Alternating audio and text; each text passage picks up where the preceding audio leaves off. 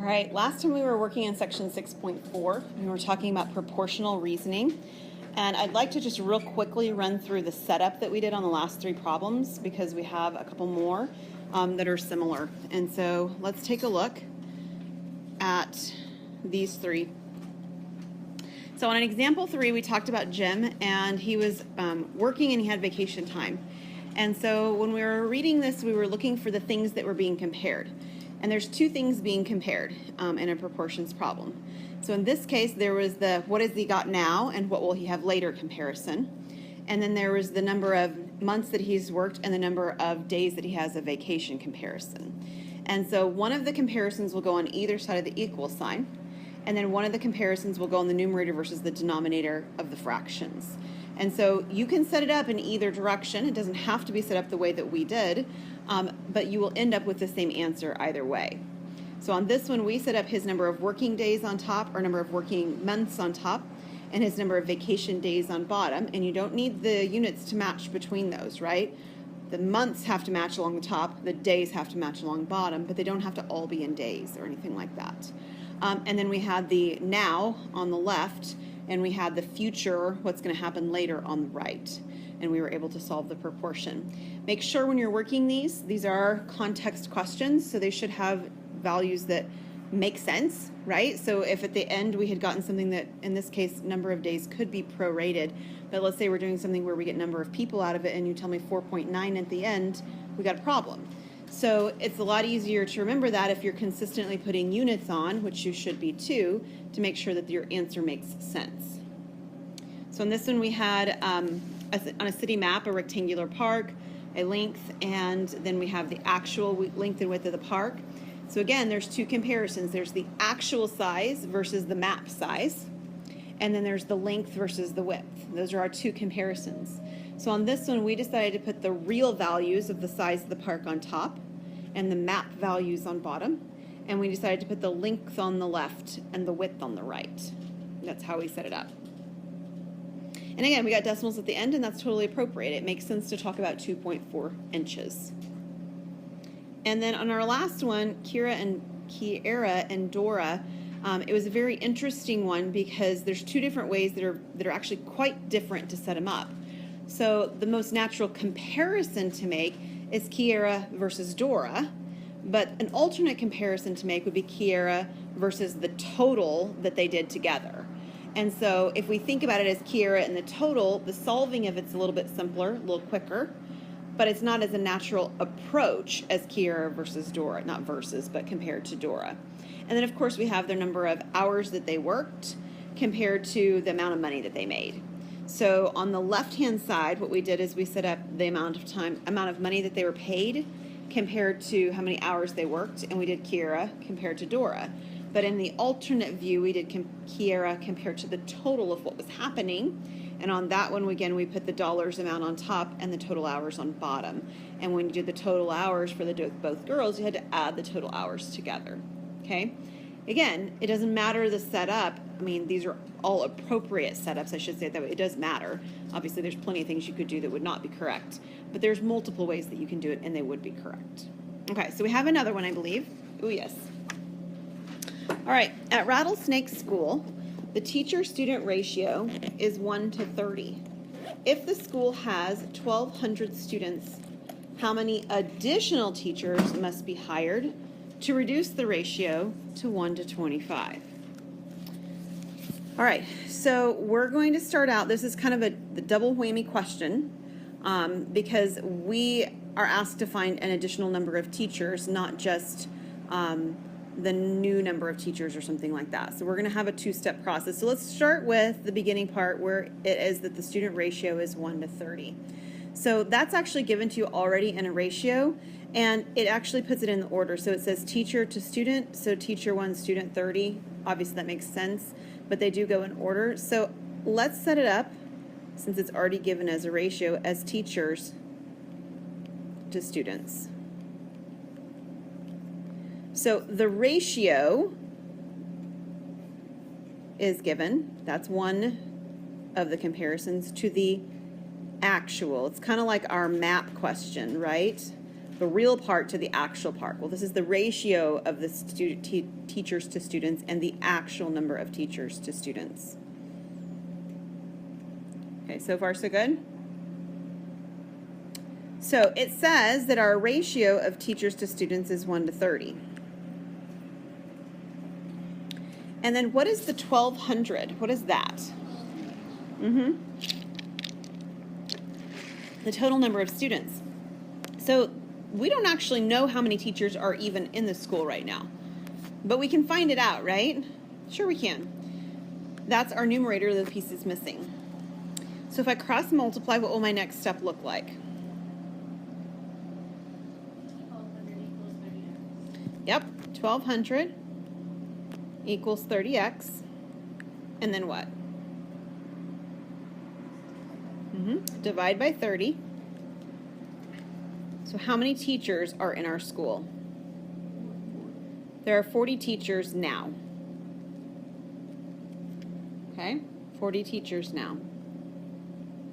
But what we want is we want a 1 to 25 ratio. So what would you think that I would need to do next?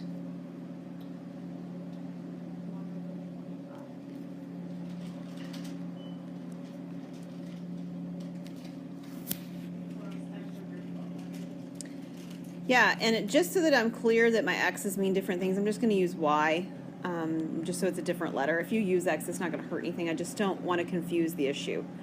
These are not the same value. I solve this, of course, the same way, cross multiply. So this one, 1,200 equals 25y. And if I divide by 25, what do I get? 48. Okay, so this 40 is the teachers now, right? What is the 48? This is the teachers, I'll call it later. Like this is the desired. Well, you know what, that's even better. How about the desired?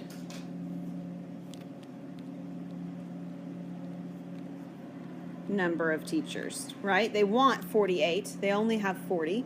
And so the question they actually asked is how many additional teachers must be hired? 8 additional teachers.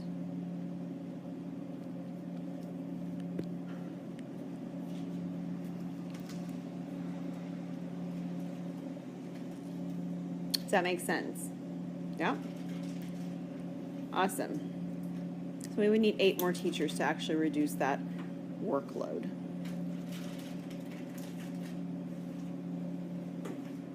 All right, we have a couple of questions left that are the type C questions from your book.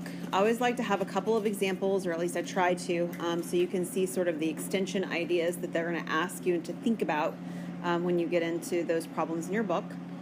Mary is working with measurements, and she writes up the following proportion.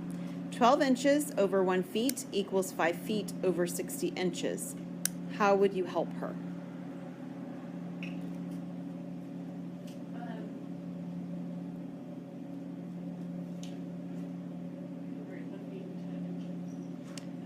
Nope. There's something else.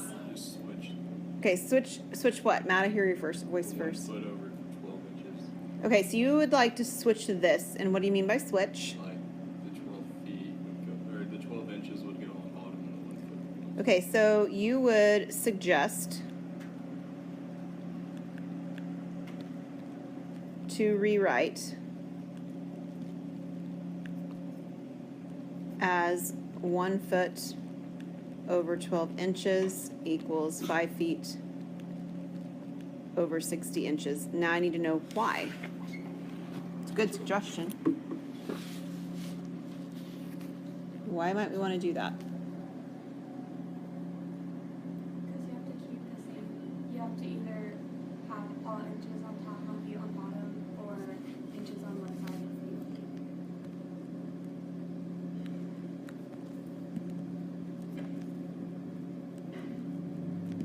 Okay, so the units, we'll say, how we say, across both numerators.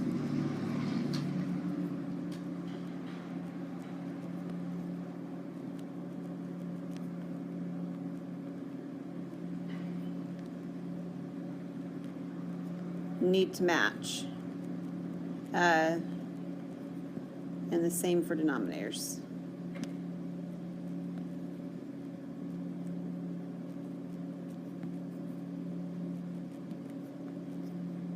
They need to match.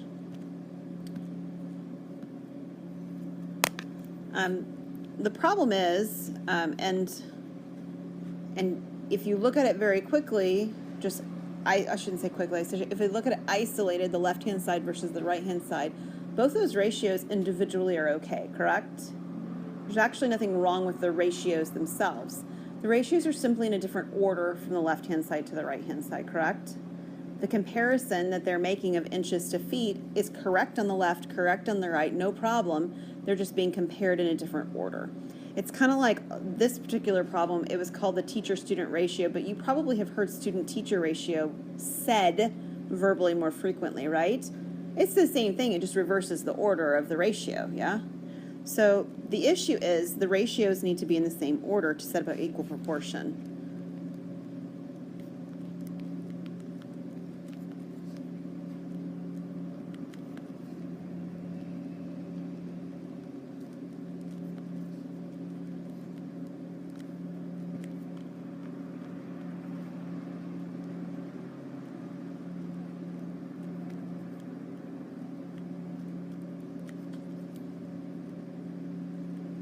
We'll call it a true proportion, not true in the sense that it's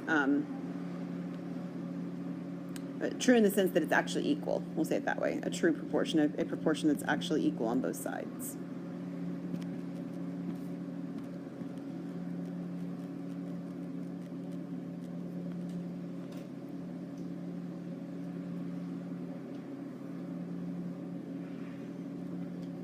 All right. Let's take a look at one more. Amy's friend told her that the ratio of boys to girls in her classroom was 5 to 6. Amy was surprised that her class would have only 11 students. What would you tell her? Just because you have 5 to 6 doesn't mean there's going to be a lot of students. Okay, that's a good way to start. A ratio of 5 to 6 doesn't mean there are only 11 students.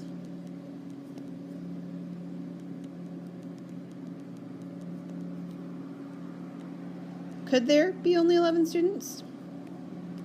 Sure, there could.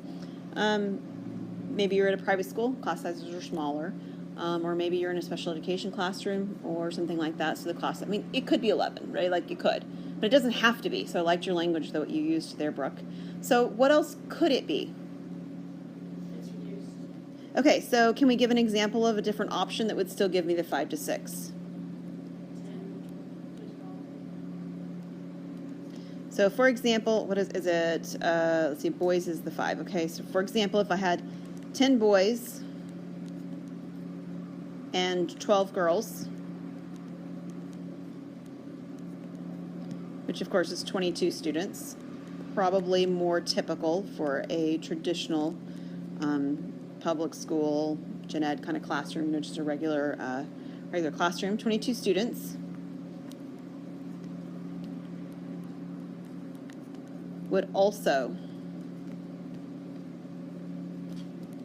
be a 10 to 12, which is 5 to 6 ratio.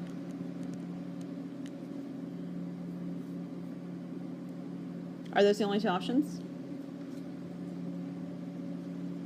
Could be bigger, right? I could have like 33 students. Be a big classroom. 2 of my kids are in classrooms that are up to 26 or 27. Those are big classrooms. A lot of times you'll see when classrooms get that big, they're required to have an additional aide in the classroom.